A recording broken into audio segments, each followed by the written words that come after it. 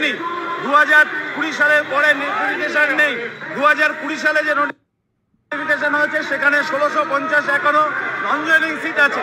তারপরে এসআই এর ক্ষেত্রে 30 বছর বয়স করলেও কনস্টেবলের ক্ষেত্রে 30 বছর বয়স করছে না। আমাদের দাবি সমস্ত ক্ষেত্রে 30 বছর বয়স করতে হবে।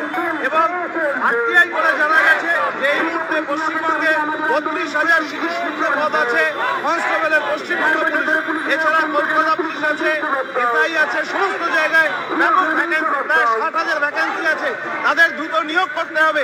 এবং তার সাথে আমরা পুলিশের হাইট হচ্ছে, মহিলা পুলিশের হাইট 160, সেখানে 157, সেখানে আমাদের রাজ্যে 160। কেন আমাদের রাজ্য মহিলা কনস্টেবল, মহিলা এসআইদের ক্ষেত্রে 157 হবে? এটাই আমাদের দাবি। এর আগেই আমাদের চলছে এবং নিয়োগ করতে হবে। এটাই আমাদের